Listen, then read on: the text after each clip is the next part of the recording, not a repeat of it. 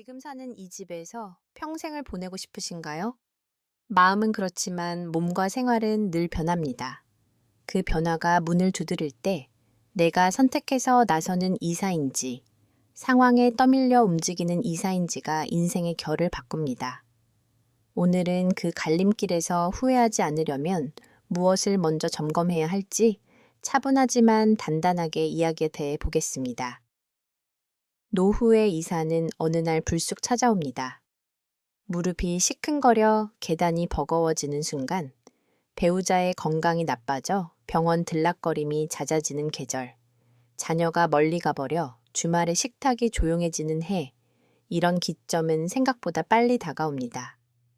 많은 분이 그냥 여기서 끝까지 살겠다고 말하지만 몸과 마음의 사용 설명서는 시간이 지나면 자연스럽게 바뀝니다. 실은 이사 자체가 문제라기보다 준비 없이 맞는 이사가 우리를 혼란스럽게 만듭니다. 계약을 급히 정하고 짐을 허겁지겁 줄이고 새로운 동네의 병원과 시장과 복지관을 뒤늦게 찾느라 에너지를 소진합니다. 그러다 보면 이사가 새로운 출발이 아니라 소진의 연속으로 기억됩니다. 우리가 오늘 해야 할 일은 단 하나, 떠밀리는 이사가 아니라 주도하는 이사를 가능하게 만드는 작은 점검을 지금부터 시작하는 것입니다. 이사를 부르는 신호는 생활 속에 숨어 있습니다. 다리 힘이 예전 같지 않아서 엘리베이터 없는 4층이 갑자기 멀게 느껴진다든지, 밤길이 어두워 경비가 든든한 단지가 부러워진다든지, 손주 봐주다 돌아오는 길에 버스 환승이 너무 잦다든지, 사소한 불편이 겹치면 어느 날 임계점을 넘습니다. 거기에 더해 정서적 변화도 큽니다. 이웃과의 인사가 줄고 동네에서 이름을 불러주는 사람이 사라지고 혼밥이 일상이 되면 집은 쉼터가 아니라 고립의 상징이 되기도 합니다. 이쯤에서 우리는 스스로에게 물어야 합니다. 지금 이 집은 나를 지켜주는가? 아니면 아주 천천히 나를 지치게 하는가? 한 분의 이야기를 들려드리고 싶습니다. 68배의 한 어머니는 50대 후반에 산 꼭대기 가까운 전망, 좋은 집을 장만했습니다. 처음 몇 해는 매일 아침 해가 거실로 쏟아지는 풍경이 행복을 채웠습니다. 하지만 무릎 수술 이후 계단은 커다란 장벽이 되었고 버스 한 번 타려면 가파른 언덕을 내려가야 했습니다. 겨울이면 도로가 얼어 미끄러웠고 택배는 늘 1층 공동 현관에 놓였습니다. 병원에 갈 때마다 택시를 불렀고 귀가하면 온몸에 힘이 빠졌습니다. 어느 날 그분은 조용히 메모지를 꺼내 이렇게 적었습니다. 낮에 안전하게 걸을 수 있는가? 밤에 마음 편히 돌아올 수 있는가? 도움을 요청할 이름이 이 동네에 있는가? 이 집을 팔고 옮길 수 있는가? 이 질문을 채우고 나서야 그분은 이사를 준비하기 시작했습니다. 중요한 것은 망설임이 아니라 점검이었습니다. 지금 당장 해볼 수 있는 말로 된 체크리스트를 드리겠습니다. 현관에서 거실, 주방, 침실, 욕실까지 걸어보며 손잡이가 필요한 지점을 입으로 세어보세요. 다음으로 집에서 문을 나와 약국과 복지관, 동네 병원까지 실제 걸어가며 몇 분이 걸리는지 큰 소리로 시간과 길 이름을 말해보세요. 엘리베이터가 없다면 장바구니 2개를 들고 계단을 오르내리며 숨이 차오르는 순간을 스스로에게 설명해 보세요. 저녁 8시 이후 골목의 발길을 휴대전화로 오늘 이 길을 혼자 걸을 수 있나라고 묻듯 녹음해 보세요. 마지막으로 주말 오전에 근처 시장과 공원을 돌며 마주치는 사람 수를 세고 이름을 알고 인사하는 사람이 한 명이라도 있는지 점검해 보세요. 이 5가지는 서류보다 정확한 일상의 데이터입니다. 작은 불편이 쌓이는 구조인지, 작은 안심이 쌓이는 구조인지가 선명해집니다. 물론 반론도 있습니다. 이사 자체가 스트레스라 차라리 익숙한 불편을 선택하겠다는 마음입니다. 낯선 이웃, 새로운 동선, 행정 절차는 누구에게나 부담입니다. 그러나 익숙한 불편은 시간이 지날수록 더 큰 제약이 됩니다. 계단은 더 가팔라지고, 병원 거리는 더 멀어지고, 고립감은 더 깊어집니다. 대응책은 큰 결심이 아니라 작은 실험입니다. 한 달에 이틀씩 앞으로 살고 싶은 동네를 정해 같은 시간대에 산책하며 환경을 몸으로 확인하세요. 임대 단기, 체류나 체험형 주거, 프로그램을 활용해 미리 살아보는 경험을 일정에 넣어 보세요. 이사 준비는 하루에 끝나는 프로젝트가 아니라 몇 달에 걸친 관찰과 적응의 연속일 때 부담이 크게 줄어듭니다. 익숙함은 미리 길들여둘 수 있고, 낯설음은 작은 방문의 반복으로 친숙함이 됩니다. 여기서 오늘의 기억 포인트를 한 줄로 남겨두고 싶습니다. 노후 이사의 성공은 집을 고르는 기술이 아니라 나의 하루를 안전하게 반복할 수 있는가를 확인하는 관찰의 습관에서 시작된다는 점입니다. 관찰은 돈이 들지 않지만 효과는 큽니다. 관찰은 결정의 후회를 줄이고 선택의 속도를 늦추되 방향을 뚜렷하게 합니다. 스스로의 생활 데이터가 쌓이면 주변의 조언이나 광고의 말보다 훨씬 선명한 나만의 기준이 생깁니다.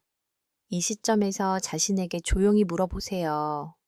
오늘 저녁에 비가 내린다면 나는 이 집에서 편안하게 잠들 수 있을까? 내일 아침 약을 사러 가야 한다면 나는 누구의 도움도 받지 않고 다녀올 수 있을까? 일주일 뒤 갑자기 허리가 아파 일어나기 힘들다면 이 집에서 화장실과 침실 사이를 안전하게 오갈 수 있을까? 한 달 뒤 외로워지는 날이 온다면 이 동네에서 내 이름을 불러줄 얼굴이 떠오를까? 어떤 질문에는 예스가 나오고 어떤 질문에는 망설임이 묻어날 것입니다. 그 망설임이 바로 다음 행동의 힌트입니다. 행동은 작게 시작하면 됩니다. 오늘 밤에는 집 안의 위험 요소를 한 가지만 줄여보세요. 미끄러운 욕실 발판을 교체하거나 어두운 복도 조명을 센서 등으로 바꾸는 일부터 시작하세요. 내일 낮에는 집에서 가장 가까운 복지관이나 주민센터의 프로그램을 한 가지만 문의해 보세요. 모레는 약국, 병원, 공원까지 실제로 걸어가 보며 시간을 재고 돌아오는 길에 마음이 가벼워졌는지 스스로에게 이야기해 보세요. 이 작은 행동이 쌓이면 떠밀리는 이사가 아니라 내가 선택하는 이사를 위한 근거가 손에 잡히게 됩니다. 이제 우리는 출발선에 섰습니다. 현실을 직시했지만 두려움만 남기지 않기 위해 다음 단계로 넘어가야 합니다. 다음 단계는 집의 크기에 관한 문제입니다.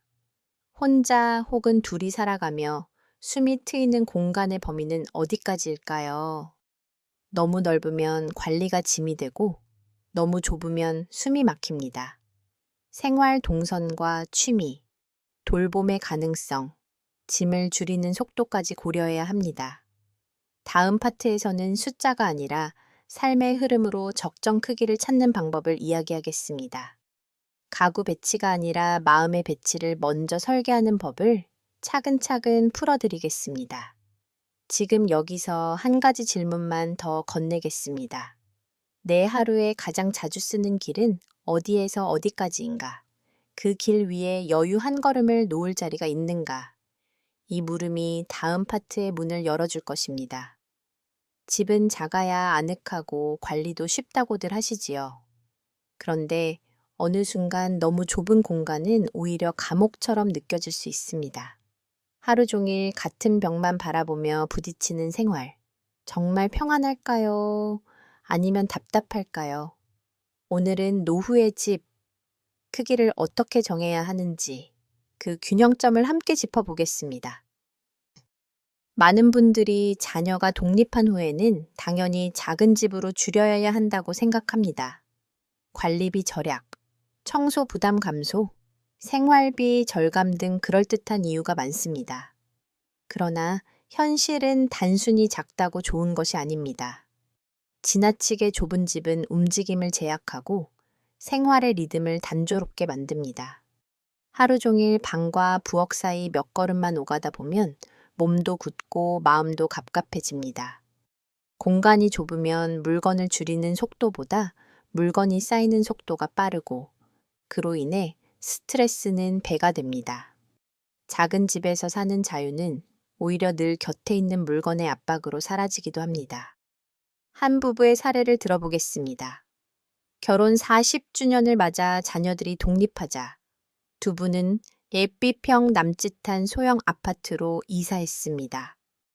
처음엔 둘이 살기에 딱 좋다고 만족했지만 얼마 지나지 않아 손주들이 놀러 오면 앉을 자리가 부족했습니다. 주방과 거실이 사실상 한 공간이다 보니 요리를 하면 집안이 금세 좁아지고 답답해졌습니다. 결국 두 분은 식탁 대신 접이식 테이블을 사용했지만 손님을 초대할 수 없다는 점에서 점점 외로움을 느꼈습니다. 집은 작아졌지만 삶은 오히려 더 위축된 것입니다. 이때 도움이 되는 것은 숫자가 아니라 동선입니다.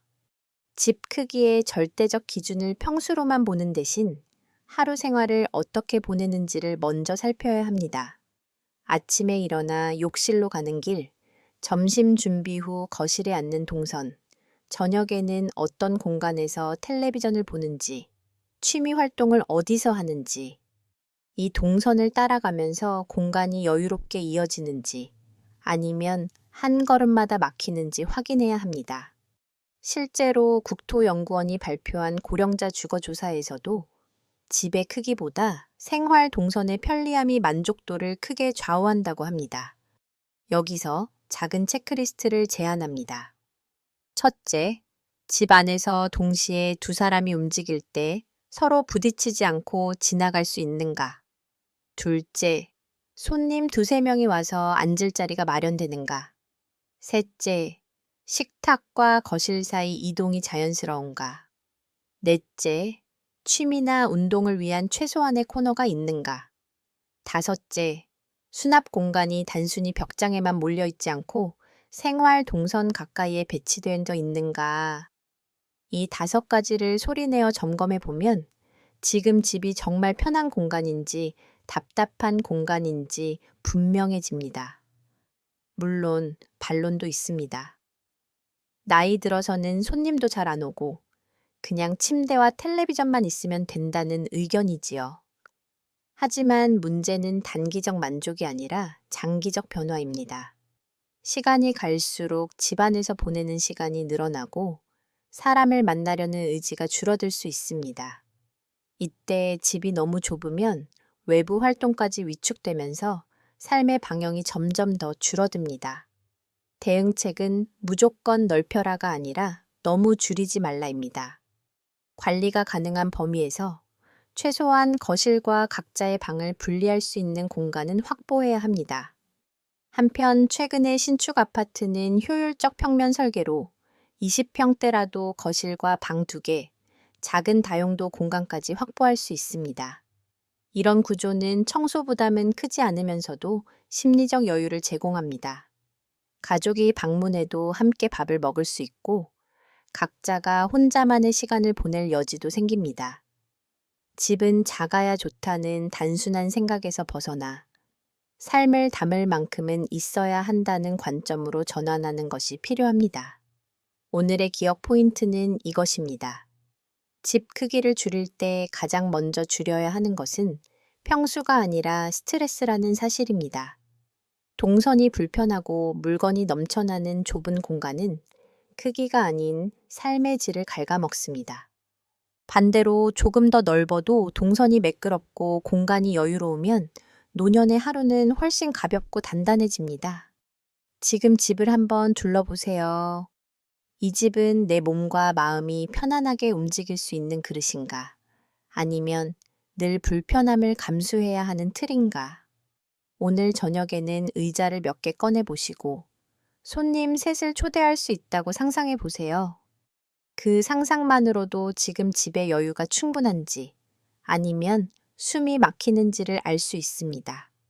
이제 집의 크기를 넘어 위치와 주변 환경이 삶을 어떻게 바꾸는지 살펴볼 차례입니다. 다음 파트에서는 병원보다 더 가까워야 하는 공간, 바로 복지관의 의미를 이야기해 보겠습니다. 집은 단순히 사는 곳이 아니라 살아가는 곳이라는 사실. 이제 관계와 활동이 펼쳐지는 무대로 이동해 보겠습니다.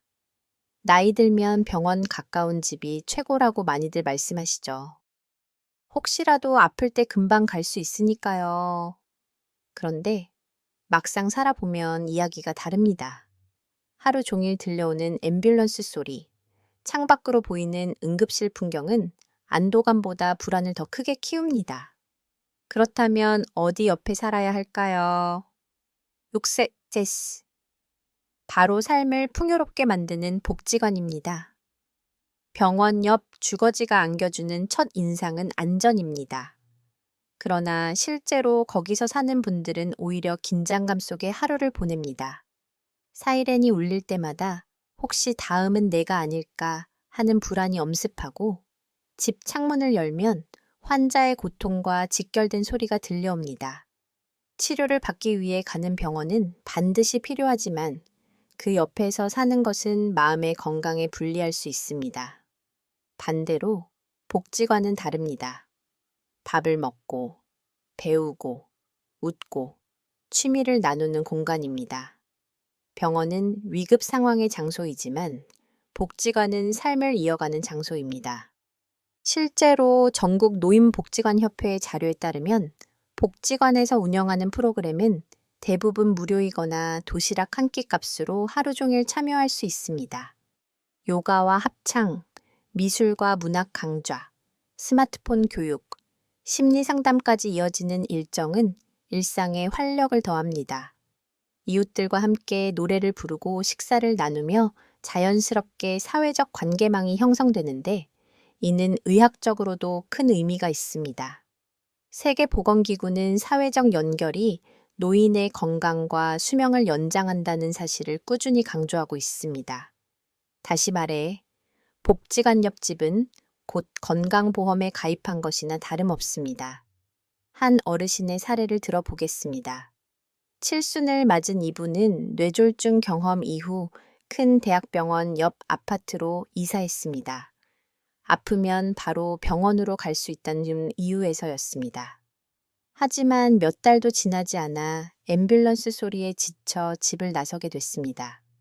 대신 복지관 옆 소형 아파트로 옮겼더니 매일 아침 합창단 연습으로 하루를 시작하고 오후에는 탁구와 독서 모임에 참여하게 됐습니다. 몸은 여전히 약했지만 마음은 전보다 훨씬 강해졌습니다. 병원은 아프면 가는 곳이고 복지관은 아프지 않게 지켜주는 곳이더라 라는 말이 그의 경험을 잘 설명해 줍니다. 이제 작은 체크리스트를 드리겠습니다. 첫째, 집에서 도보 10분 안에 복지관이나 주민센터가 있는가? 둘째, 그곳의 프로그램은 실제로 다양하게 운영되고 있는가? 셋째, 점심 식사나 소규모 모임 같은 생활형 지원이 제공되는가? 넷째, 친구나 배우자 없이 혼자 가도 부담 없이 참여할 수 있는 분위기인가? 다섯째, 자원봉사자나 직원들이 얼굴을 기억해 줄 만큼 친밀한가? 이 5가지가 충족된다면 그 집은 이미 든든한 사회적 안전망 속에 있는 것입니다. 물론 반론도 있습니다. 나는 사람들과 어울리는 걸 좋아하지 않으니 복지관은 필요 없다는 의견입니다.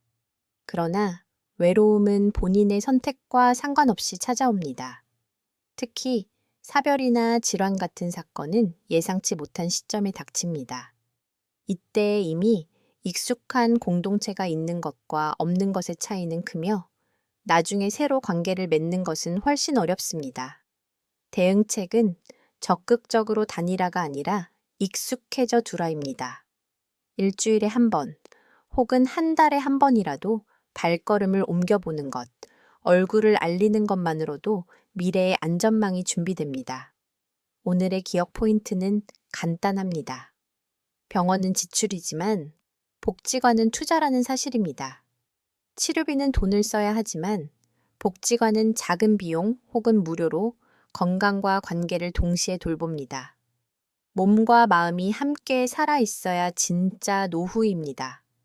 이제 스스로에게 물어보세요. 내 집에서 가장 가까운 복지관은 어디일까요? 억세스.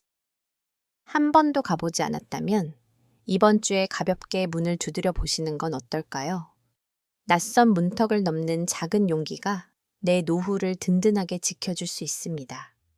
다음 파트에서는 가족 문제를 다루겠습니다. 자녀와 함께 사는 것이 진짜 효율적일까요? 아니면 일정 거리를 두는 것이 더 현명할까요? 이제 주거 선택에서 가장 민감하면서도 중요한 질문, 가족과의 거리로 넘어가겠습니다. 자식이랑 같이 살면 외롭지 않으니 얼마나 좋을까? 이렇게 생각하신 적 있으시죠? 처음엔 따뜻하고 든든하지만 시간이 지날수록 관계가 서서히 무거워질 수 있습니다. 함께 사는 것이 효율일까요? 아니면 적당한 거리를 두는 것이 더 지혜로울까요? 노후에 자녀와 함께 사는 것을 꿈꾸는 분들이 많습니다. 밥을 같이 먹고 손주 재롱을 매일 볼 수 있고 병원 갈 때 도움도 받을 수 있다는 기대 때문이지요. 그러나 실제로는 생각보다 갈등이 빠르게 찾아옵니다. 며느리의 작은 말투, 사위의 사소한 표정, 자녀가 눈치 보듯 말을 아끼는 순간이 쌓이면 가족이라 좋다는 마음은 금세 서로 불편하다는 현실로 바뀝니다. 부모 입장에서는 내 집이었는데 어느 순간 숙식 제공자가 된 기분이 들고 자녀 입장에서는 늘 부모가 집에 있다는 사실이 무거운 부담으로 다가옵니다. 결국 가까이 살면서도 정작 진짜 대화는 줄어드는 아이러니가 벌어집니다. 연구 자료에서도 비슷한 경향이 드러납니다. 한국보건사회연구원이 발표한 가족관계 조사에 따르면 60대 이상 부모와 함께 거주하는 성인 자녀 가정에서 갈등 경험 비율이 50%를 넘습니다. 이유는 대부분 사소한 생활 습관 차이와 사적인 공간 부족에서 비롯됩니다. 결국 물리적 거리가 곧 심리적 거리라는 말이 괜히 나온 것이 아닙니다. 이때 중요한 건 같이 사는 것과 가까이 사는 것을 구분하는 겁니다. 이상적인 거리는 바로 걸어서 5분 혹은 같은 아파트 단지 내 다른 동 정도입니다. 이렇게 살면 긴급할 때는 바로 달려갈 수 있지만 평소에는 각자의 삶을 온전히 지킬 수 있습니다. 멀지도 않고 겹치지도 않는 거리가 노후 가족 관계의 핵심 비밀입니다. 작은 체크리스트를 해보겠습니다. 첫째, 자녀와 거리를 두더라도 필요할 때 10분 안에 만날 수 있는가? 둘째, 손주가 오가기에 부담 없는 길인지. 셋째, 자녀 집과 내 집 모두가 독립된 주방과 거실 구조를 갖추고 있는지. 넷째, 내 집에서도 손님을 맞이할 수 있을 만큼 자율성이 보장되는지. 다섯째, 자녀가 아닌 다른 이웃이나 공동체 관계망도 확보되어 있는지. 이 조건들이 충족된다면 부모와 자녀 모두가 마음 편히 서로의 삶을 존중할 수 있습니다. 물론 반론도 있습니다. 자식이랑 같이 살아야 서로 의지할 수 있다는 생각이지요. 그러나 의지는 의존과는 다릅니다. 부모가 자녀에게 지나치게 의존하게 되면 자녀 역시 삶의 무게가 늘어나면서 정작 위기 순간엔 감정적 거리까지 벌어집니다. 대응책은 의지를 나누되 생활은 분리하자입니다. 긴급할 때 연락할 수 있고 주말엔 자연스럽게 식사를 나눌 수 있지만 평일에는 서로의 시간을 존중하는 구조가 필요합니다. 실제로 이런 거리를 잘 지킨 가정은 부모, 자녀 모두 관계가 오히려 돈독해집니다. 한 예로 경기도의 한 70대 부부는 아파트 단지 내 다른 동에 자녀와 살면서 매주 한 번은 함께 식사를 하고 나머지 날은 각자 생활을 지킵니다. 부모는 복지관과 동호회 활동에 집중하고 자녀는 직장과 육아에 몰입하면서도 필요할 때 즉시 만날 수 있는 환경이 마련되어 있습니다. 이 거리가 오히려 서로를 지켜주는 울타리가 된 것입니다. 오늘의 기억 포인트는 이것입니다. 가족은 가까이 있어야 하지만 서로의 자유를 지켜줄 만큼의 거리는 반드시 필요합니다. 같이 사는 것이 사랑을 지켜주는 게 아니라 가까이 사는 것이 관계를 오래 지켜줍니다. 이제 스스로에게 물어보세요. 지금 나는 자녀와 어느 거리에 살고 있나요? 그 거리가 서로의 자유를 지켜주는가? 아니면 눈치를 키우는가? 이 질문이 현실을 비추는 거울이 될 것입니다. 다음 파트에서는 많은 분이 은퇴 후 꿈꾸는 선택지, 전원주택의 환상과 현실을 다뤄보겠습니다. 자연과 낭만의 이미지 뒤에 숨어있는 위험과 고립의 문제를 하나씩 짚어보겠습니다. 은퇴하면 마당 있는 집에서 텃밭 가꾸고 새소리 들으며 살고 싶다. 이렇게 꿈꾸신 적 있으신가요? 전원주택은 낭만의 상징처럼 보이지만 막상 살아보면 현실은 사뭇 다릅니다. 오늘은 그 빛과 그림자를 함께 살펴보겠습니다. 많은 분들이 전원주택을 꿈꾸는 이유는 단순합니다. 흙냄새 나는 마당, 채소를 직접 키우는 즐거움, 이웃 눈치 보지 않고 자유롭게 살아가는 상상 때문입니다. 그러나 그 상상은 대개 첫 몇 달까지만 반짝입니다. 봄이 오면 잡초가 쉴 새 없이 올라오고 여름이면 모기와 벌레가 창문을 두드립니다. 가을엔 낙엽이 끝도 없이 쌓이고 겨울에는 눈을 치우다 허리를 삐끗하는 일이 벌어집니다. 자연은 아름답지만 그 아름다움은 늘 노동과 짝을 이룹니다. 더 큰 문제는 고립입니다. 마트, 약국, 병원이 차로 30분 이상 걸리는 곳이 많습니다. 몸이 아픈 날 차를 몰고 나가는 것 자체가 위험해지고 대중교통은 드물어 외출이 큰 결심이 됩니다. 만약 갑자기 쓰러졌을 때 도와줄 사람이 근처에 없다면 낭만이 안전을 대신할 수는 없습니다. 실제로 농촌 지역에 전원주택을 마련한 후 1년 안에 다시 도심으로 돌아오는 사례가 적지 않습니다. 그중 한 분은 이렇게 말했습니다. 경치는 정말 좋았지만 사람 소리가 없어 마음이 더 시끄러웠습니다. 체크리스트를 해봅시다. 첫째, 집에서 도보 10분 내에 편의점이나 약국이 있는가? 둘째, 응급 상황에서 도움을 청할 수 있는 이웃이 최소 한 명이라도 있는가? 셋째, 겨울철 제설이나 여름철 벌레 방제를 혼자 감당할 수 있는가? 넷째, 자녀나 지인이 찾아오기 편한 위치인가? 다섯째, 만약 차를 몰 수 없게 되었을 때 대체 교통수단이 준비되어 있는가? 이 5가지 중 2가지 이상이 아니오라면 그 전원주택은 장기적으로 위험할 수 있습니다. 반론도 있습니다. 나는 손재주가 좋아서 텃밭 일도 즐기고 외로움도 잘 견딜 수 있다는 목소리입니다. 물론 성향에 따라 맞는 분들도 있습니다. 그러나 문제는 건강과 체력이 늘 일정하지 않다는 점입니다. 지금은 흙을 일구는 일이 즐겁지만 10년 후에도 그럴지는 알 수 없습니다. 대응책은 혼자 감당하는 전원주택이 아니라 함께 살아가는 전원형 단지를 선택하는 것입니다. 최근에는 중소도시에 조성된 전원형 아파트 단지처럼 자연과 인프라를 동시에 누릴 수 있는 대안이 생겨나고 있습니다. 한 사례를 들어보겠습니다. 경북의 한 부부는 은퇴 후 전원주택을 마련했지만 2년 만에 도심 외곽 아파트로 옮겼습니다. 이유는 단순했습니다. 전원주택에서는 손주들이 오기 힘들어 자주 보지 못했고 이웃이 드물어 대화가 줄었습니다. 반대로 아파트에 오니 복지관과 시장이 가까워지고 손주들이 자주 놀러와 집이 다시 활기를 찾았습니다. 그분들의 말이 인상적이었습니다. 노후는 경치보다 사람이 먼저입니다. 오늘의 기억 포인트는 이것입니다. 전원주택의 낭만은 잠깐이지만 고립과 노동은 오래 간다는 점입니다. 나이가 들수록 집은 풍경을 바라보는 창문이 아니라 도움을 받을 수 있는 문이 더 중요해집니다. 이제 스스로에게 물어보세요. 내가 지금 꿈꾸는 전원주택은 앞으로도 안전할까?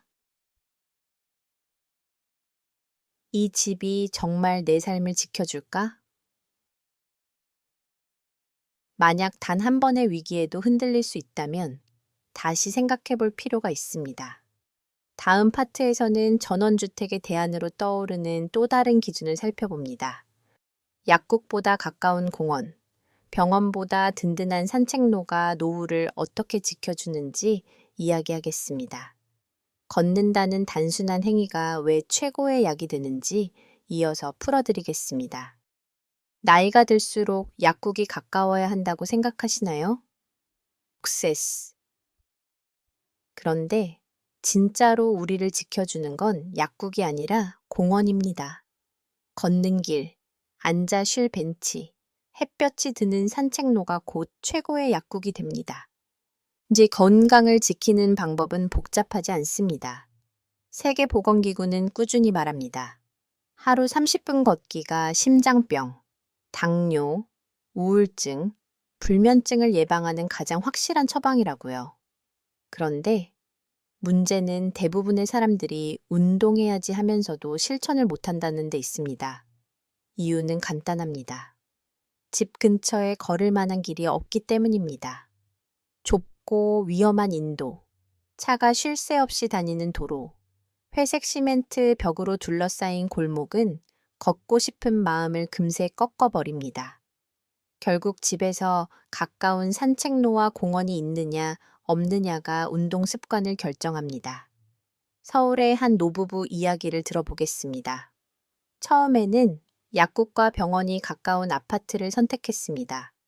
그러나 시간이 지나자 병원은 1년에 몇 번 가지만 집 근처에 마땅히 걸을 곳이 없다 보니 점점 집 안에만 머무르게 되었습니다.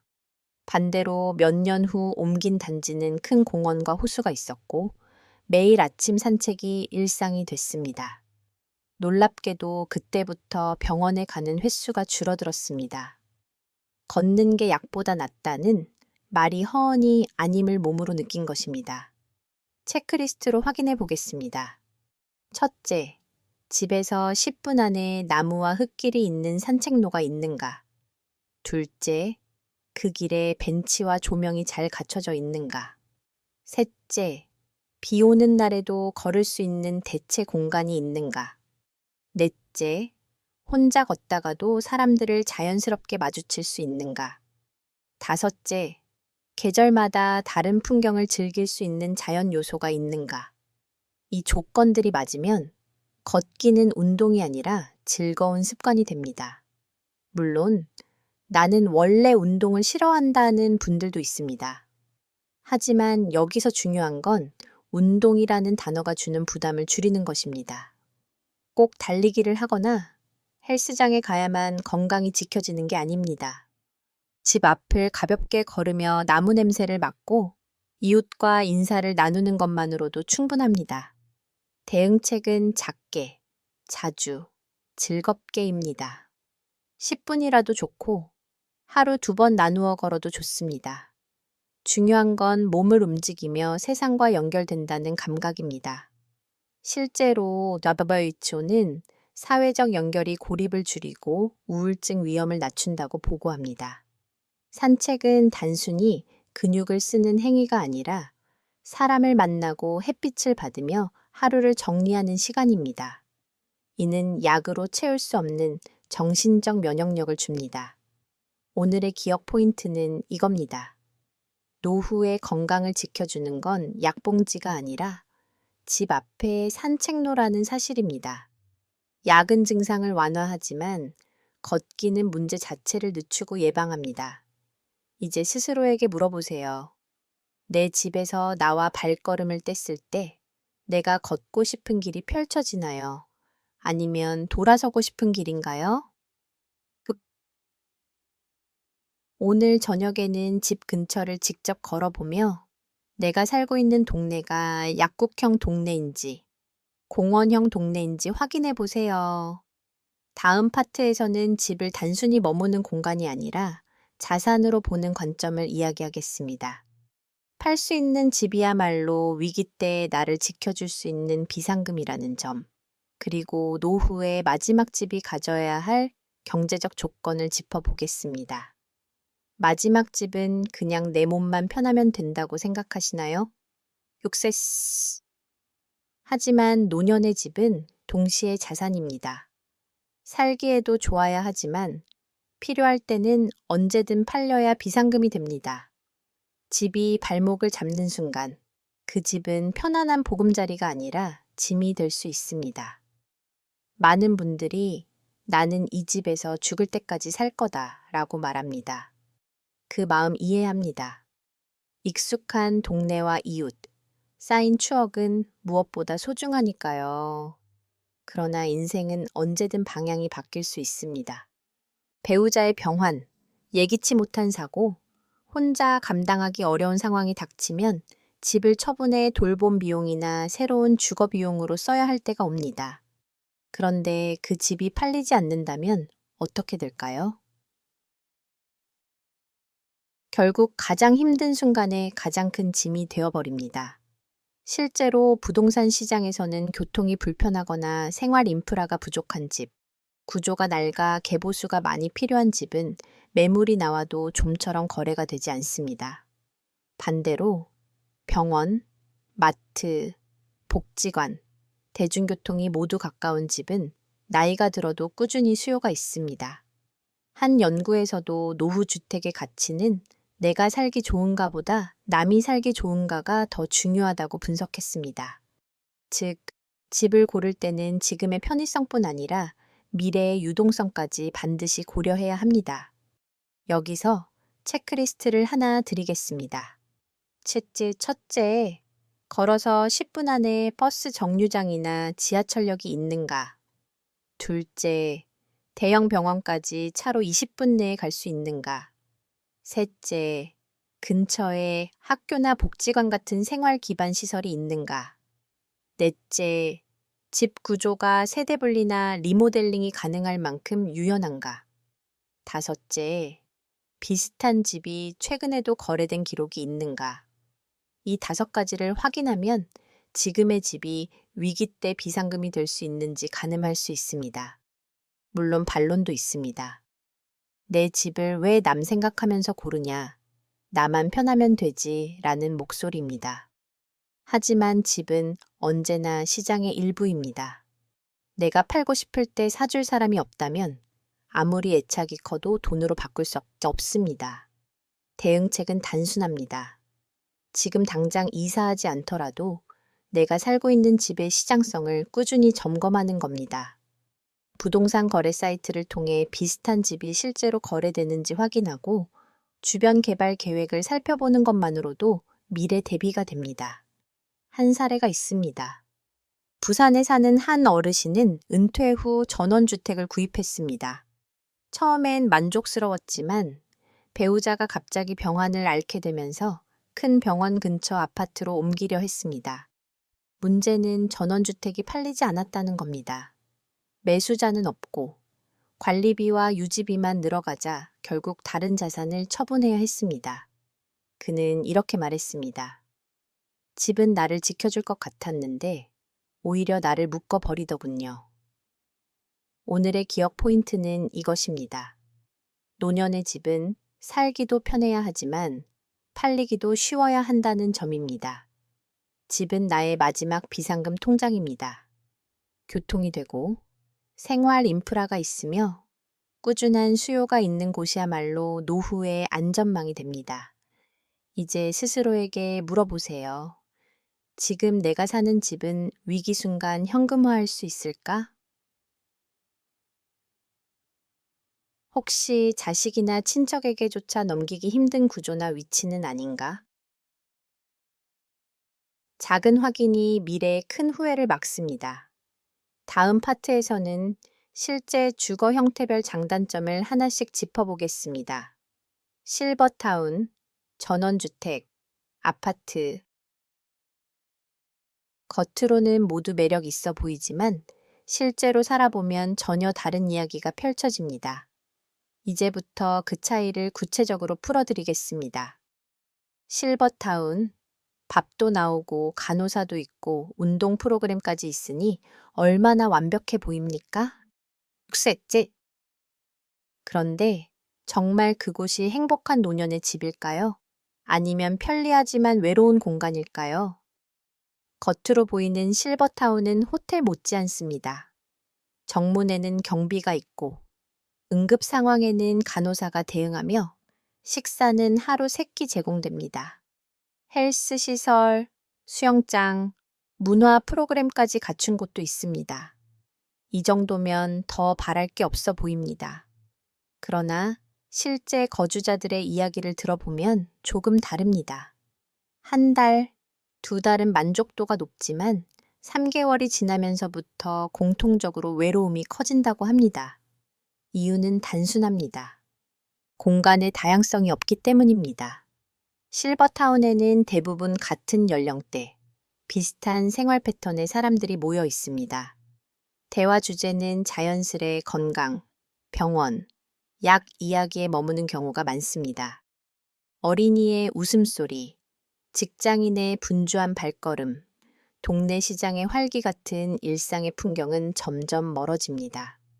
결국 나는 지금 살고 있는 건가?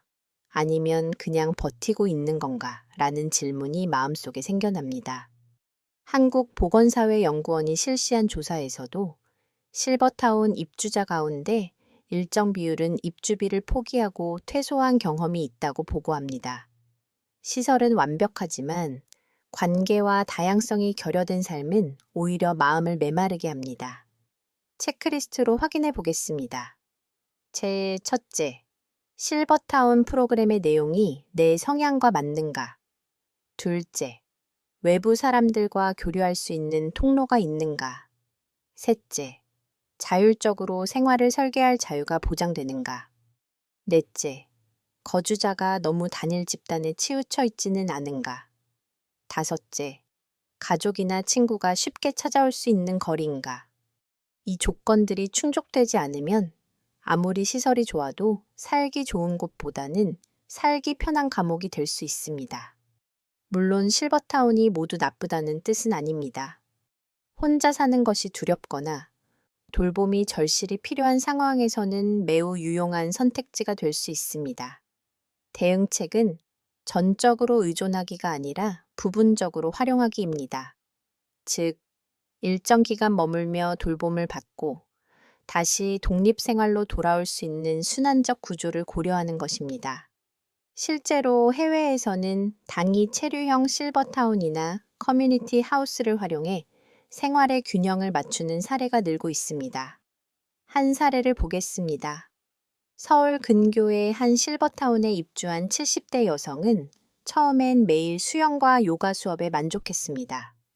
그러나 1년이 지나자 대화가 반복되고 새로운 자극이 부족해 우울감을 느끼게 되었습니다. 결국 그는 동네 도서관과 복지관 프로그램을 함께 이용하며 외부 관계를 다시 만들었고 그제야 삶의 활기가 돌아왔다고 말했습니다. 실버타운은 생활의 일부일 뿐 전부가 되어선 안 되겠구나 라는 깨달음이었습니다. 오늘의 기억 포인트는 이것입니다. 노후 주거에서 중요한 건 누가 챙겨주는지가 아니라 내가 스스로 삶을 주도할 수 있느냐입니다.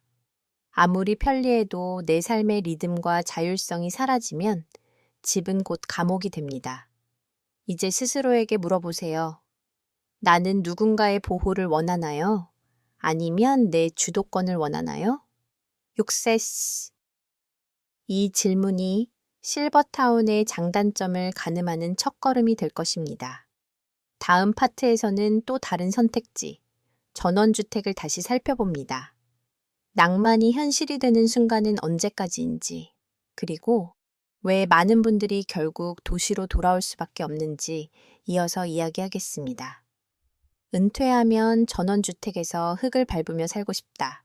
누구나 한 번쯤은 꿈꾸셨을 겁니다.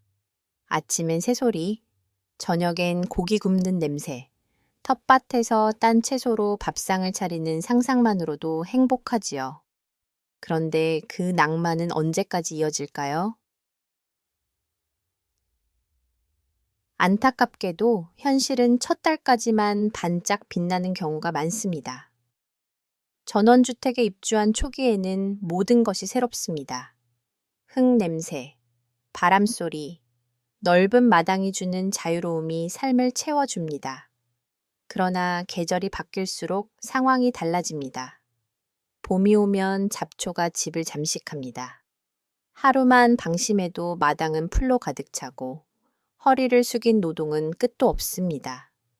여름이면 벌레와 모기가 창문을 두드리고 해충 방제는 매년 반복됩니다. 가을엔 낙엽 치우느라 하루가 금세 갑니다. 겨울엔 눈이 쌓이고 얼어붙은 길을 치우다가 다치는 경우도 많습니다. 낭만의 무대는 어느새 노동의 현장이 됩니다. 더 큰 문제는 고립입니다. 마트, 병원, 복지관이 모두 차로 이건희 비년 만에 도심으로 되돌아온 사례가 많습니다. 한 어머니는 이렇게 말씀하셨습니다.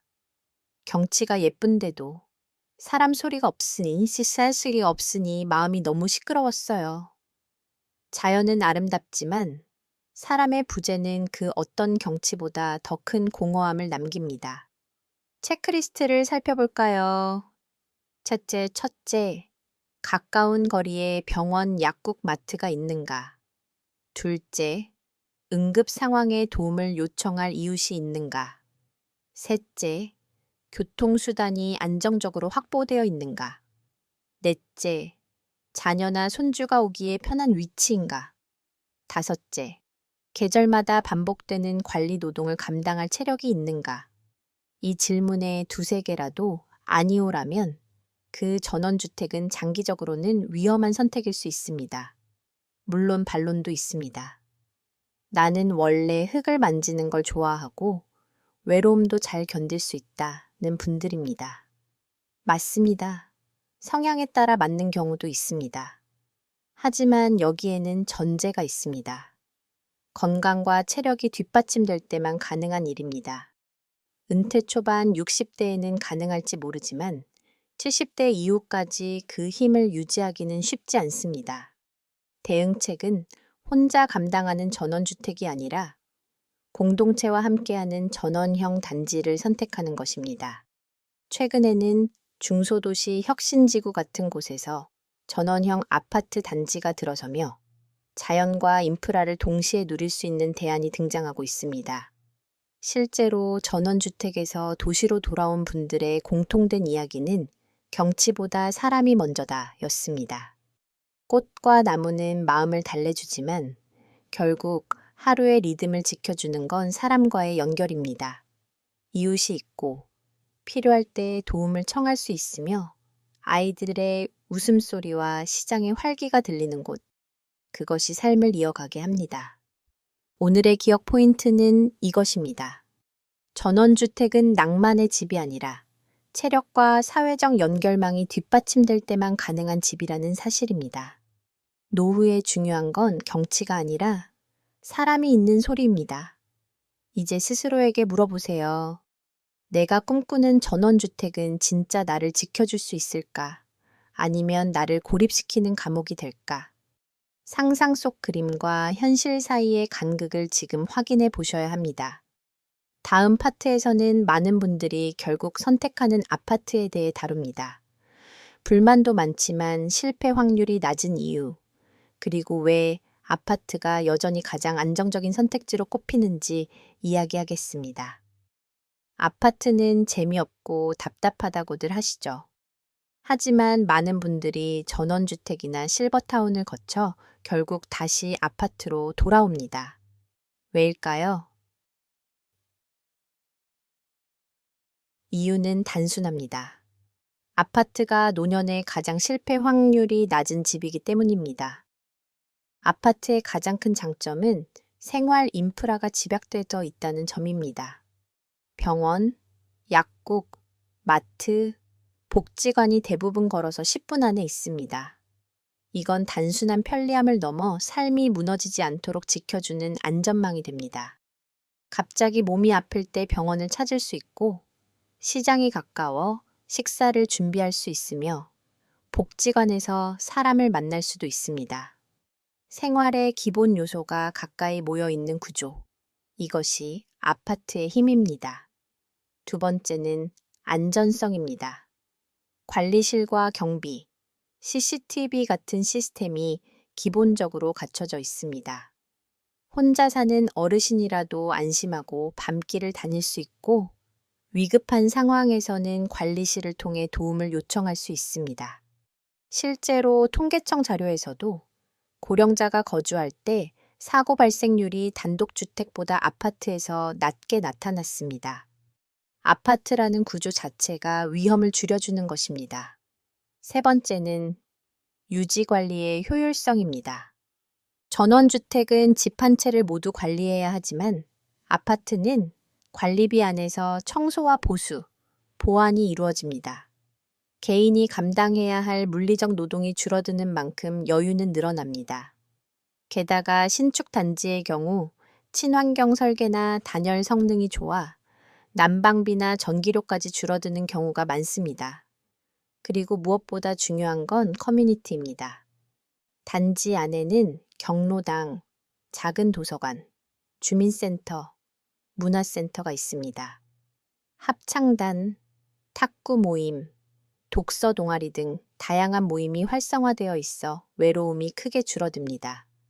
한 어르신은 아파트 단지 내 동호회만으로도 일주일 일정을 꽉 채울 수 있다고 말했습니다. 혼자가 아닌 일상을 만들어주는 환경이 바로 아파트에 있습니다. 체크리스트로 점검해 보겠습니다. 첫째, 단지 내 혹은 걸어서 10분 안에 병원과 약국이 있는가? 둘째, 복지관이나 주민센터와 연결되는 커뮤니티가 있는가? 셋째, 관리 시스템이 안정적으로 운영되고 있는가? 넷째, 노년층을 위한 문화 프로그램이나 모임이 활성화되어 있는가? 다섯째, 집 구조가 나이 들어서도 안전하게 생활할 수 있도록 설계되어 있는가? 이 조건을 충족한다면 아파트는 충분히 노후에 든든한 기반이 됩니다. 물론 반론도 있습니다. 아파트는 획일적이고 재미가 없다는 의견입니다. 그러나 노년기에 필요한 것은 화려한 재미보다 안정적인 일상입니다. 대응책은 간단합니다. 아파트의 기본 인프라를 활용하되 내가 좋아하는 활동으로 공간을 채우는 것입니다. 단지 안에 산책로를 나만의 운동 코스로 만들고 작은 방 한 칸을 취미 공간으로 꾸미는 것만으로도 집은 훨씬 특별해집니다. 한 사례를 보겠습니다. 전원주택에서 3년을 살다 도시로 돌아온 한 부부는 처음엔 아파트가 단조롭다고 느꼈습니다.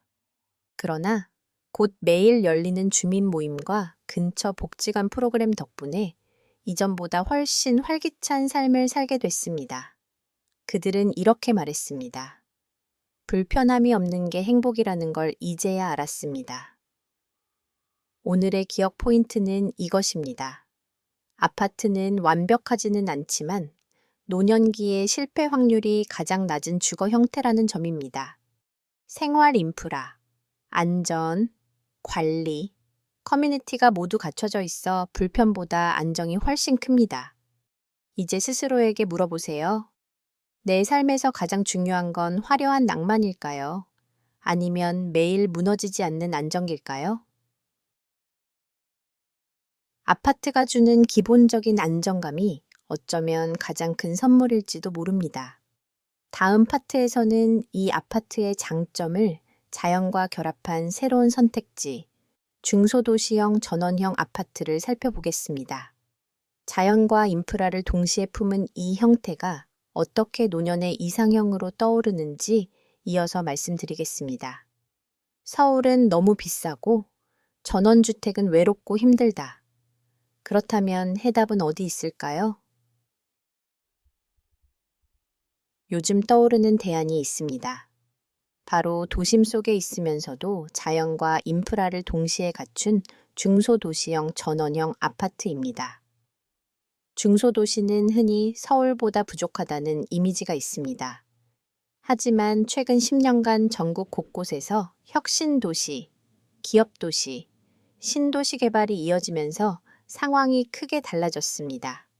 전주 에코시티, 원주 기업도시, 세종 신도심, 나주 혁신도시, 파주 운정지구 같은 곳은 병원, 복지관, 학교, 쇼핑몰 같은 생활, 인프라와 동시에 공원, 호수, 산책로가 함께 설계되어 있습니다. 도시의 편리함과 전원의 여유를 모두 갖춘 구조이지요. 게다가 서울이나 광역시에 비해 집값이 훨씬 합리적입니다. 한 사례를 보겠습니다. 은퇴 후 서울에서 월세 부담이 커진 한 부부는 원주 기업 도시의 신축 아파트로 이주했습니다.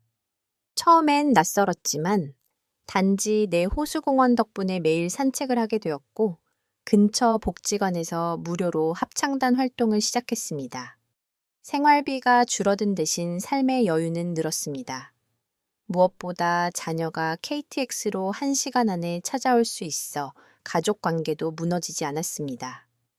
서울은 아니지만 오히려 우리가 꿈꾸던 은퇴 생활에 더 가깝다는 게 그분들의 말이었습니다. 체크리스트로 확인해 보겠습니다. 첫째, 교통망이 수도권이나 대도시와 얼마나 연결되어 있는가. 둘째, 단지 내에 공원과 산책로, 수변 공간이 조성되어 있는가. 셋째, 병원, 복지관, 쇼핑센터 같은 생활 기반 시설이 가까이 있는가. 넷째, 문화, 여가 프로그램이 활성화되어 있는가. 다섯째, 집값과 생활비가 장기적으로 부담이 되지 않는가. 이 기준을 충족한다면 중소도시형 전원형 아파트는 현실적이면서도 이상적인 해답이 될 수 있습니다. 물론 반론도 있습니다.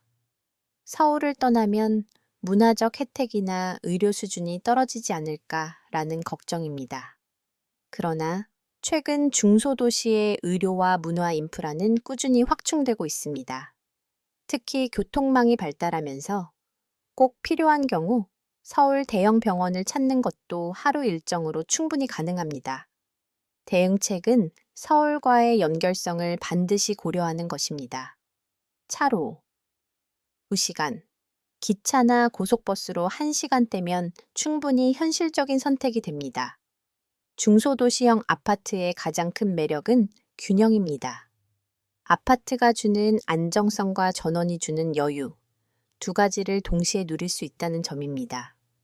여기에 합리적인 비용까지 더해지면 은퇴 이후의 삶을 지탱하는 든든한 발판이 됩니다. 오늘의 기억 포인트는 이것입니다. 노후 주거 선택은 서울 아니면 시골이라는 이분법이 아니라 그 사이에 있는 중간 지대에서도 충분히 찾을 수 있다는 사실입니다. 이제 스스로에게 물어보세요. 나는 지금 어디에 살고 싶은가? 그리고 그곳은 나의 일상과 가족의 방문을 동시에 만족시킬 수 있는가? 답은 생각보다 가까운 중소도시 안에 숨어 있을지도 모릅니다. 다음 파트에서는 상황별로 구체적인 맞춤 전략을 살펴보겠습니다. 경제적으로 여유가 없는 경우, 건강이 불안한 경우, 외로움이 걱정되는 경우 등 각각에 맞는 집 선택 기준을 하나씩 안내해 드리겠습니다. 은퇴 준비에서 가장 현실적인 고민은 돈입니다. 연금이 많지 않고 생활비가 빠듯하다면 어떤 집을 선택하는 게 현명할까요? 바로 복지관 가까운 소형 아파트가 첫 번째 해답이 될 수 있습니다. 경제적으로 여유가 없는 상황에서 큰 집이나 화려한 단지를 고집하는 건 위험한 선택입니다. 관리비, 난방비, 교통비가 모두 부담으로 다가오기 때문입니다. 이럴 때 중요한 건 집 자체의 크기나 고급스러움이 아니라 집이 제공하는 생활의 효율성입니다. 복지관 근처의 소형 아파트는 비용은 적게 들면서도 심리적, 사회적 안전망을 함께 제공합니다. 전국 노인복지관협회의 조사에 따르면 복지관에서 제공하는 프로그램은 대부분 무료이거나 하루 식사비 수준의 저비용으로 운영됩니다. 건강운동, 미술과 음악, 심리상담, 교육 강좌, 심지어 무료 급식까지 가능한 곳도 있습니다. 이는 단순한 비용 절감이 아니라 삶의 질을 유지하는 데 큰 역할을 합니다. 매일 아침 갈 곳이 있다는 건 노후의 가장 중요한 자산입니다. 무료이지만 규칙적인 일정이 생기고 이웃과 어울릴 수 있는 관계망이 자동으로 만들어지기 때문입니다. 한 사례를 보겠습니다. 월 연금이 80만 원 수준인 70대 여성은 처음엔 외곽의 전원주택을 선택했습니다. 그러나 교통비와 관리비가 늘어나면서 생활비가 빠듯해졌습니다. 결국 복지관과 시장이 가까운 도심, 소형 아파트로 옮겼습니다. 그 결과 생활비는 줄고 매일 합창단과 요가 수업에 참여하면서 외로움까지 해소되었습니다. 그녀는 이렇게 말했습니다. 집은 좁아졌지만 삶은 넓어졌습니다. 체크리스트를 제안합니다. 첫째, 집에서 복지관까지 걸어서 10분 안에 갈 수 있는가? 둘째, 시장이나 마트가 가까워 생활비를 절약할 수 있는가? 셋째, 관리비가 월 소득의 10%를 넘지 않는가? 넷째, 대중교통을 이용해 병원이나 행정기관에 쉽게 갈 수 있는가? 다섯째, 같은 단지 내에 또래 이웃이 있어 생활 정보를 나눌 수 있는가? 이 조건을 충족하면 경제적 여유가 없어도 삶의 기본 리듬을 안정적으로 유지할 수 있습니다. 물론 반론도 있습니다. 집이 좁으면 불편하지 않을까? 하는 걱정입니다. 그러나 노년의 불편은 집 크기에서 오는 것이 아니라 사회적 단절과 생활비 압박에서 옵니다. 대응책은 집을 줄이되 삶을 줄이지 않는 것입니다. 즉, 작은 집이라도 복지관과 시장, 교통이 가까우면 생활 반경은 오히려 넓어집니다. 오늘의 기억 포인트는 이것입니다. 경제적 제약이 클수록 집은 소유의 크기보다 생활의 밀도를 기준으로 선택해야 한다는 점입니다. 복지관 근처 소형 아파트는 그 밀도를 가장 잘 보장해주는 해답입니다. 이제 스스로에게 물어보세요. 내 생활비 안에서 유지할 수 있는 집은 어디일까? 그리고 그 집이 내게 갈 곳과 만날 사람을 제공하고 있는가? 6세 이 질문이 은퇴 후의 삶을 지켜줄 첫 번째 안전망이 될 것입니다. 다음 파트에서는 건강이 불안한 경우 어떤 집을 선택해야 하는지를 살펴보겠습니다. 엘리베이터, 병원 접근성, 일상 동선 등 실제로 몸이 편안해야만 지켜지는 조건들을 구체적으로 짚어드리겠습니다. 나이가 들면서 제일 두려운 건 몸이 예전 같지 않다는 겁니다. 무릎이 시큰거리고 계단이 가파르게 느껴지고 병원에 가야 하는 횟수도 늘어납니다. 그렇다면 건강이 불안할 때 어떤 집을 선택해야 할까요? 64S. 답은 의외로 단순합니다. 엘리베이터가 있는 집, 그리고 병원이 걸어서 10분 안에 있는 집입니다. 건강이 조금만 흔들려도 일상이 크게 달라집니다. 무릎이 좋지 않으면 계단이 고통스럽고 엘리베이터 없는 4층은 감옥이 됩니다. 작은 외출조차 망설여지면 활동량이 줄고 이는 곧 건강 악화로 이어집니다. 병원이 멀면 아픈 걸 참게 되고 그 결과는 더 큰 병으로 이어집니다. 그래서 노후 주거에서 가장 중요한 요소 중 하나가 바로 접근성입니다. 내 발로 직접 병원과 약국에 갈 수 있느냐가 건강 수명의 분수령이 됩니다. 실제로 보건복지부 조사에 따르면 병원이 도보 10분 이내에 있는 어르신들이 그렇지 않은 분들보다 정기 검진 참여율이 높고 만성질환 관리도 훨씬 원활했습니다. 또 아파트에 거주하는 노인 중 엘리베이터가 없는 단지에 사는 분들은 외출 빈도가 30% 이상 낮다는 통계도 있습니다. 작은 차이가 생활의 질을 크게 가르는 것이지요. 체크리스트로 확인해 보겠습니다. 첫째, 집이 저층이라면 엘리베이터가 반드시 있는가? 둘째, 병원, 치과, 약국이 도보 10분 이내에 있는가? 셋째, 집 안에 화장실과 주방, 침실 동선이 짧고 안전한가? 넷째, 욕실에 손잡이나 미끄럼 방지 시설이 설치되어 있는가? 다섯째, 만약 당장 내일 혼자 병원에 가야 한다면 스스로 갈 수 있겠는가? 이 질문에 예 라고 답할 수 있어야 건강이 불안할 때도 독립적으로 살 수 있습니다.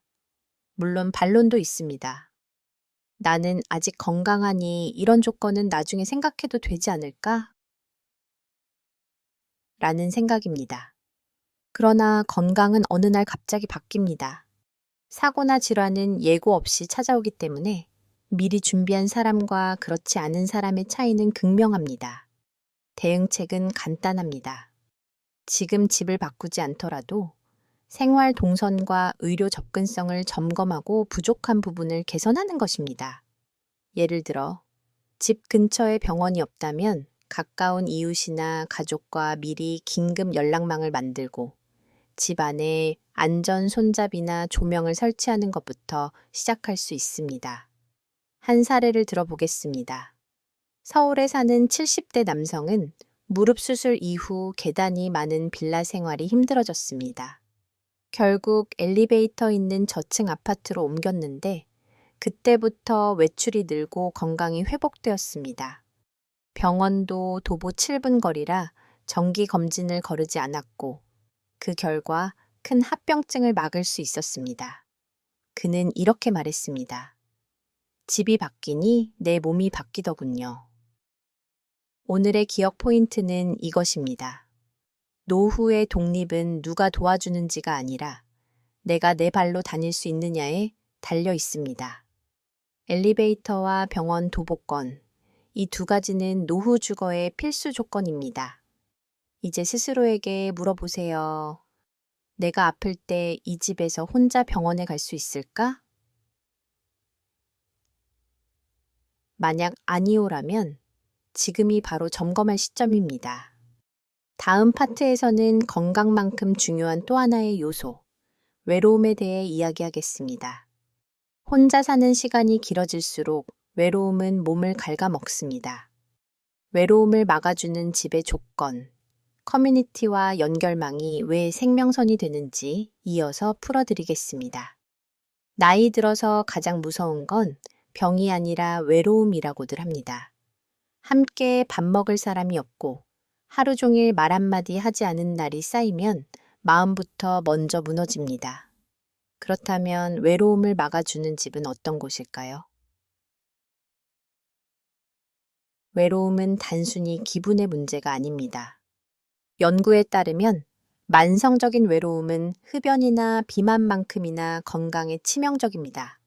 우울증과 불면증, 심지어 심장질환 위험까지 높입니다. 혼자 사는 어르신일수록 이 위험이 커집니다. 그래서 노후 주거 선택에서 외로움을 막아줄 수 있는 사회적 연결망은 건강 못지않게 중요한 조건입니다.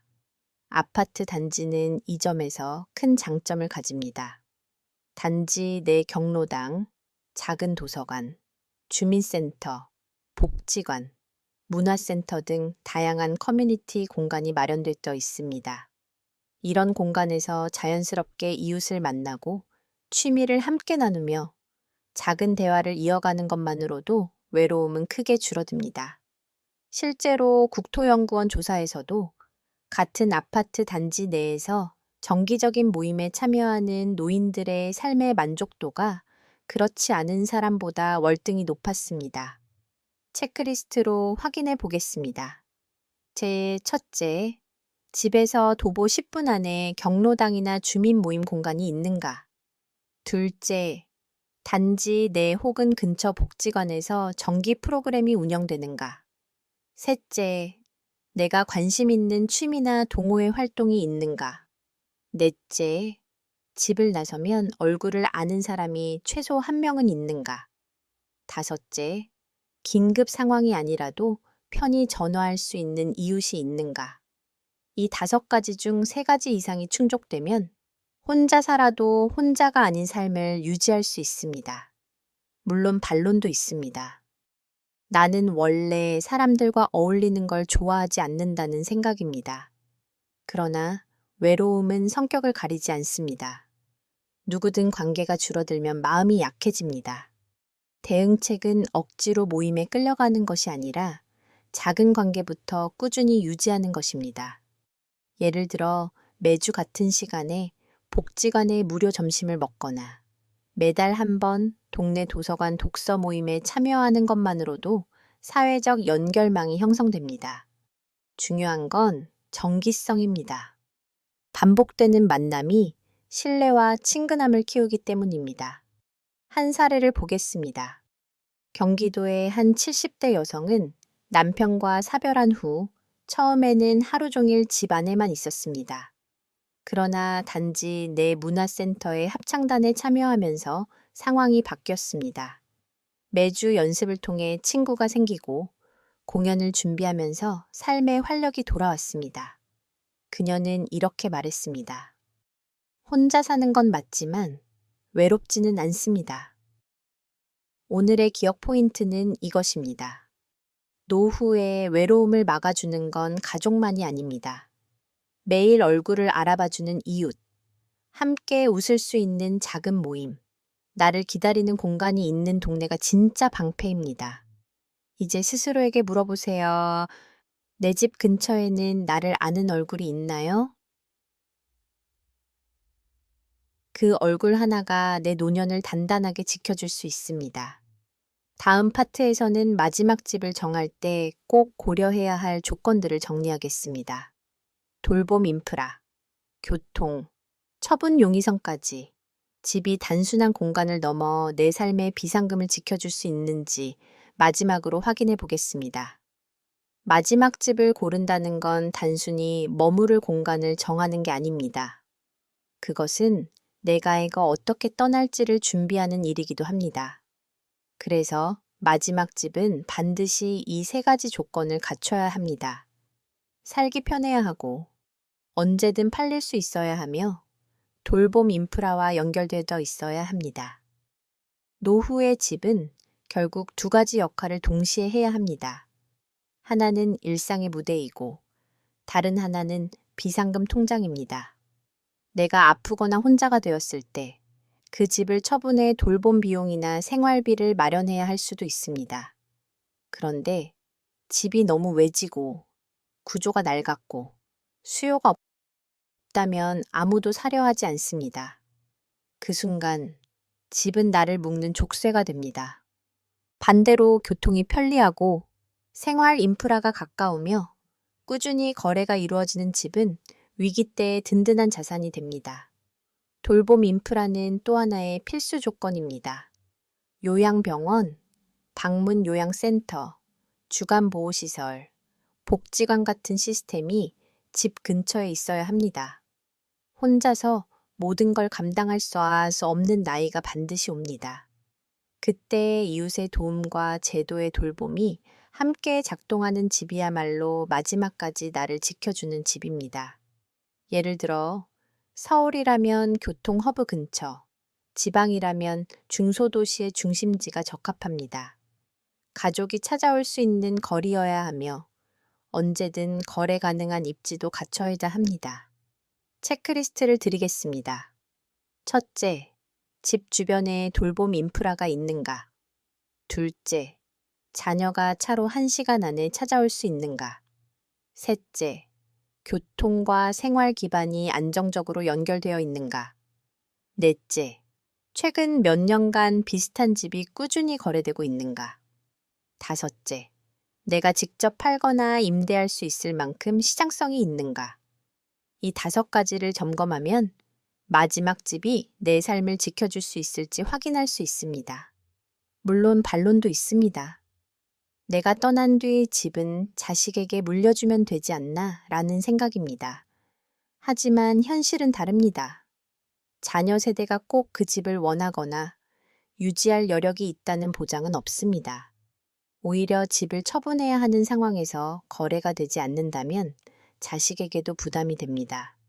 대응책은 물려줄 집이 아니라 팔 수 있는 집을 고르는 것입니다. 자식에게 줄 수 있는 최고의 유산은 팔리기 쉬운 집입니다. 실제 사례도 있습니다. 충청도의 한 어르신은 은퇴 후 전원주택을 지었지만 아내가 병을 앓으면서 도심의 요양병원 근처로 옮기고자 했습니다. 문제는 그 집이 팔리지 않았다는 겁니다. 결국 전원주택은 빈집으로 남고 도심 아파트를 새로 전세로 구해야 했습니다. 그분의 말이 뼈 아팠습니다. 내가 사랑했던 집이 가장 큰 짐이 될 줄 몰랐습니다. 오늘의 기억 포인트는 이것입니다. 마지막 집은 내가 떠날 수 있도록 도와주는 집이어야 한다는 점입니다. 살기 좋은 집이 아니라 언제든 처분 가능한 집이 진짜 안전망입니다. 이제 스스로에게 물어보세요. 내 집은 지금 위기 순간에도 자산으로 기능할 수 있을까? 내게 필요한 돌봄과 가족의 방문을 지탱할 수 있을까?